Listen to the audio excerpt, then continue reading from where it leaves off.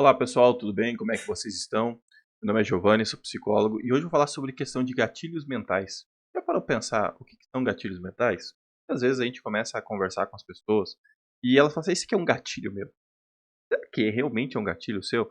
Porque assim, os gatilhos mentais, eles são o quê? Em determinada situação já é determinado sentimento.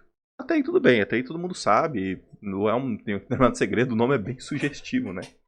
Mas, quando a gente coloca esse tipo de coisa na clínica, muitas vezes, ou numa sessão de terapia, ou até muitas vezes quando a gente pergunta isso aí para entender os determinados sentimentos de uma pessoa, a gente quer saber necessariamente o que causou. Só que as coisas são um pouco mais profundas. Por exemplo, se alguém chega para você e fala assim, não, eu tenho fobia social e o meu gatilho foi pessoas. Será que foi pessoas? Porque, para pra pensar assim, o que normalmente uma pessoa que tem medo de ficar perto de outras pessoas tem medo? É das pessoas em si? Ela sente que vai ser agredida por essas pessoas? Ou ela sente que vai ser julgada? Entende? O gatilho em si não é a pessoa, é o julgamento. E aí quando você começa a questionar a pessoa acaba chegando nessa conclusão. E ela, quando chega nessa conclusão, ela sabe necessariamente o que ela tem que mudar. E aí você começa a filtrar um pouco mais e não é necessariamente nem o julgamento geral. É um julgamento de um pensamento específico relacionado a uma baixa autoestima que ela tem. E aí começa a vir outras questões, do tipo, quando você perde um emprego, você ficou triste e ansiosa. E aí você fala assim, mas eu estou ansioso e triste porque eu perdi meu emprego. Será que foi porque você perdeu o emprego mesmo? E para pensar assim, porque muitas vezes a gente escuta a frase do tipo assim, ah, não é bem o meu emprego que eu perdi que me incomoda. É o fato de eu achar que eu não tenho, sei lá, eu acho que eu não vou ter trabalho, alguma coisa assim.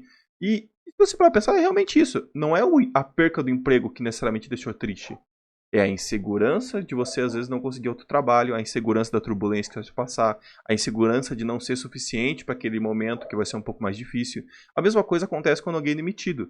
Não necessariamente o fato de perder o emprego incomoda, mas às vezes aquela mágoa de falar assim, olha, me sacanearam aqui, ó, passaram a perna em mim. Esse tipo de situação fica um pouco mais complicado porque não é o emprego em si que é o problema, mas os derivados dele que te geram determinado sentimento. Quando a gente começa a interpretar esse determinado sentimento, a gente simplesmente sabe o que necessariamente a gente vai ter que lidar, ou simplesmente tem que aceitar. Tem coisas que a gente não tem muito o que fazer. Ou a gente resolve, ou a gente aceita. Então, quando você começar a pensar quais são seus gatilhos, começa a pensar o que necessariamente está me influenciando. É só isso? Começa a ser um pouco mais profundo, começa a pensar um pouco mais. Tá, mas um exemplo da fobia social lá é as pessoas? Ou eu só estou necessariamente com medo de me julgarem porque o meu sapato é feio? Mas se o meu sapato é feio, quem é responsável foi eu. Quando você começa a pensar de uma forma um pouco mais lógica e começar um pouco mais profundo em relação aos seus sentimentos, você começa a perceber que muito dos seus medos são medos irreais. São medos que você criou simplesmente porque era, às vezes, muitas vezes, válido para você para justificar algum tipo de sentimento. E aí quando você para pensar pelo ponto lógico dele, muitas vezes, você mesmo chega à conclusão de que aquilo não faz sentido. Que foi um medo gerado simplesmente para sentir medo. Giovanni, mas por que isso acontece? Acontece porque muitas vezes o seu corpo, a sua amígdala aprende a agir de determinada forma em determinado ambiente. Então, alguma vez em específico aconteceu que você sentiu muito medo em um determinado ambiente ou uma determinada situação e o seu corpo aprendeu. E na outra vez, às vezes ele vai agir daquela forma ou próximo daquela forma e você não tem muito motivo muitas das vezes naquele momento. Entretanto, o nosso cérebro ele tenta encontrar motivos para aquilo acontecer e coloca qualquer lógica absurda na sua cabeça para fazer sentido. Esse fato dessas lógicas que acontecem na tua cabeça fazer sentido, muitas vezes são aqueles medos irreais. Ah, eu tenho medo porque vão olhar essa manchinha do tamanho de um ponto de agulha na minha roupa. E aí eles vão me julgar e falar que eu não cuido da minha roupa, que eu sou uma péssima mãe. Se eu sou uma péssima mãe, eles vão descobrir que eu briguei com meu filho ontem. Isso é uma prova que eu sou uma péssima mãe. E aí você vai puxando uma linha imaginária que não tem fim e você só vai se depreciando, se depreciando, se depreciando. Então, quando você começar a pensar sobre os motivos que você chegou em determinado sentimento, que são nossos famosos gatilhos mentais, começa a pensar assim: é exatamente isso mesmo? Começa a refletir sobre eles. É só isso? Ou tem algo mais? É algo mais profundo? Ou é simplesmente esse ponto superficial? Se é superficial, por que eu tô com medo então? Porque pode ser qualquer coisa. Algo em específico sempre tem. Eu só tenho que começar a olhar. Nenhum sentimento é do nada. Nada é do nada. Muitas vezes nossos sentimentos eles geram, às vezes um dia antes. A gente passa o dia mastigando aquilo lá. E aí algo que aconteceu é estopim. Por exemplo, briguei com o meu marido no dia anterior, com a minha esposa. E aí eu vou trabalhar. E no mesmo dia, por eu estar irritada por essa briga, eu começo a tratar todo mundo mal.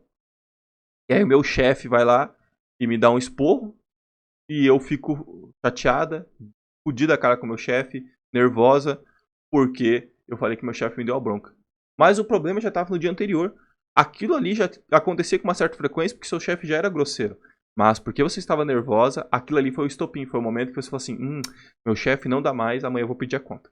Então você consegue entender que muitas vezes muitos sentimentos nossos, eles são acumulativos, eles vão acontecendo, e não necessariamente o gatilho mental que eu coloco é aquilo ali. Muitas vezes a gente pega e simplesmente joga a culpa para outra pessoa, mas as pessoas nem tem nada a ver. Um exemplo prático é quando um marido chega em casa nervoso por causa do emprego e desconta na esposa. Ou a esposa chega em casa depois do trabalho e desconta no marido. E que os dois têm a ver com a paçoca, mas as pessoas fazem isso com uma certa frequência. E aí falam que estão irritadas porque o fulano pisou com o pé sujo, ou o ciclano gastou mais que deveria ter gastado, ou ninguém lavou a louça. E aí você começa a encontrar pelo em ovo para tentar comprar uma briga. Beleza, pessoal? Eu te falo uma coisa, não é fácil identificar gatilho, não ache que você simplesmente vai treinar e vai virar o especialista nisso. Psicólogo precisa de psicólogo literalmente por causa disso. A gente muitas vezes não consegue achar os nossos próprios gatilhos. Existem técnicas para você aplicar, existem formas de você resolver o seu sofrimento, mas o problema principal é como é que eu identifico o que está causando esse determinado sensação. Como é que eu justifico um determinado sentimento que muitas vezes passa despercebido? O que é isso que eu estou sentindo? Isso aí, muitas vezes, não adianta você ter técnica. Você tem que ter alguém que vai te auxiliar, uma visão de fora, vendo aquilo ali, te ajudando a identificar, fazendo as perguntas certas para você chegar na conclusão do que é necessariamente o gatilho mental que você tem. Beleza, pessoal? Meu nome é Giovanni, eu sou psicólogo. Se vocês tiverem alguma dúvida, deixe seus comentários aqui embaixo. Quem estiver me assistindo pelo YouTube, se inscreve no canal aí. E tudo de bom para vocês. Até mais. Tchau, tchau.